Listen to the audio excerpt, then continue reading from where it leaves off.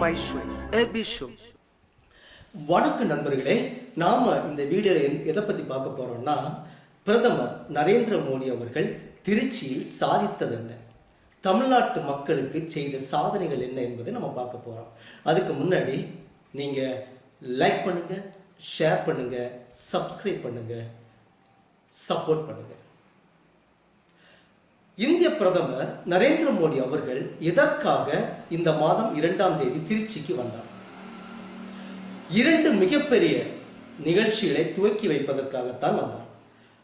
முதல் நிகழ்ச்சி 38வது பாரதிதாசன் பல்கலைக்கழக பட்டமளிப்பு விழாவிற்கு சிறப்பு விருந்தினராக வருகை தந்து பட்டங்களை படித்த மாணவ மாணவர்களுக்கு பட்டங்களை வழங்கி சிறப்பித்தார்.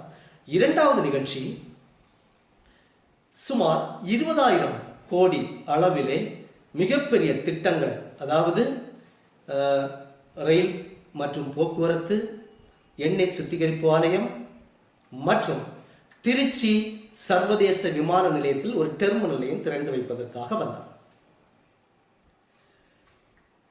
இதுல மிகப்பெரிய ஹாட் டாபிக் எதுன்னா,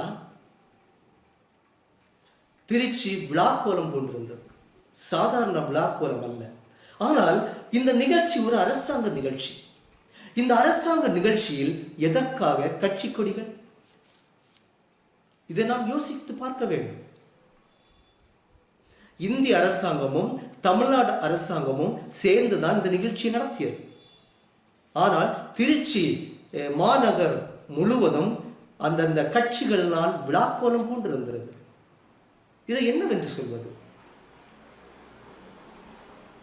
இதுல என்ன சுவாரஸ்யமான நிகழ்ச்சின்னு பார்த்தீங்கன்னா, பிஜேபி மற்றும் டிஎம்கே எதிர் கட்சிகள் சில நேரங்களில் எதிரியாகவே மாறிவிடுவார்கள். அப்படிப்பட்ட கட்சிகள் திருச்சி மாநகரிலே என்னன்னு பார்த்தீங்கன்னா, தொட்டு வெறும் பக்கத்துல அவர்கள் கட்சி கொடிகளை நாட்டி வைத்திருந்தார்கள்.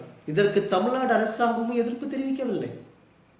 சில வருடங்களுக்கு முன்னால் ராமசாமி என்பவர் உச்சநீதிமன்றத்தை நாடி இந்த கட்சி கொடிகள் பேனருக்கெல்லாம் தடை வாங்கி வைத்திருந்தார்.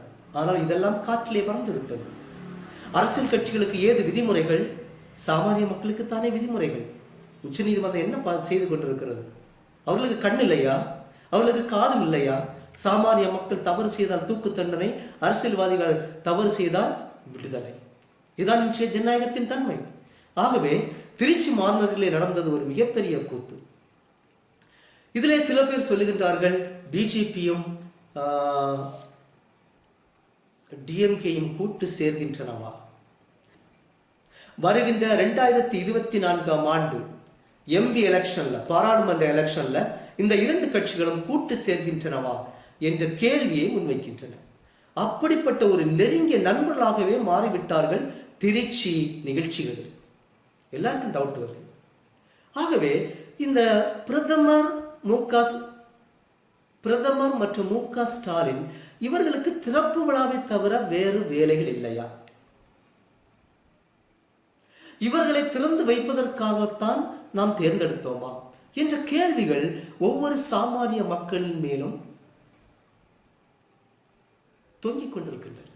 ஆனால் இதற்கு இதுவரை விடை தெரியவில்லை. காரணம், அரசியல்வாதிகள், அதிகாரமிக்க பதவி, அரசியல் என்பது. ஆகவே இவர்கள் கட்சிக்காக நிகழ்ச்சிகளை நடத்த வந்தார்களா, இல்லை அரசாங்கத்தின் மூலமாக நிகழ்ச்சிகளை நடத்த வந்தார்களா என்பது $1,000,000 கேள்வியை தான் நாம் கேட்க முடியும். ஆகவே இந்த மு.க.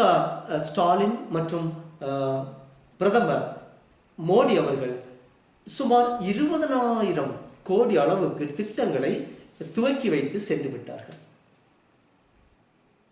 துவக்கி மட்டும்தான் சென்று விட்டார்கள். இனி இது எந்த வருஷத்தில் முடிவடையும் என்பது யாருக்கும் தெரியாது. ஆகவே இதுல ஹாட் டாபிக் எதுன்னு பார்த்தீங்கன்னா, இந்த பாரதிதாசன் பல்கலைக்கழக பட்டமளிப்பு விழா இது 3 வருடமாக இதுவரை நடைபெறாமல் இருந்தது. மாணவர்களுக்கு ஒரு கொஸ்டின், தமிழ்நாட்டில் படித்தா பட்டம் கிடைக்குமா என்கிற ஒரு கொஸ்டின், கேள்விகளோட தான் படித்து கொண்டிருக்கிறோம். ஏன்னா அந்த அளவுக்கு ஒரு அரசியல் நெருக்கடி இங்கே நடைபெற்று கொண்டிருக்கிறது. மாற்று கட்சிகள் இந்தியாவில் அரசாட்சி பொறுப்பில் ஏற்றால் தம் மாநில அளவில் உள்ள கட்சிகளை முடக்குவது, இது ஒரு ஏமாற்று வேலை. இது ஜனநாயகத்துக்கு நல்லதல்ல. ஆகவே ஒரு 20,000 கோடி அளவுக்கு இந்த திட்டங்களை துவக்கி வைக்க பிரதமர் மோடி தமிழ்நாட்டுக்கு வந்திருக்கிறார் என்றால் என்ன அர்த்தம்? 2024 எலெக்ஷன் மேல் இருக்கின்ற ஒரு பார்வைதான். இந்த திட்டங்கள் என்ன பார்க்க போறோம்னா, திருச்சியில NIT ஒரு 14 கோடி செலவுல ஒரு 500 மாணவர்கள் தங்கும் விடுதியை துவங்கி வச்சிருக்காரு. அடுத்தது மேட்டூர் அணை பகுதியில் 4.4 கிலோமீட்டர் இரட்டை ரயில் நிலையம், இந்த மாதிரி நிறைய ரயில் திட்டங்களை துவக்கி வச்சிருக்கிறாரு. அடுத்து மதுரை தூத்துக்குடி 160 கிலோமீட்டர்ல இரட்டை ரயில் பாதை.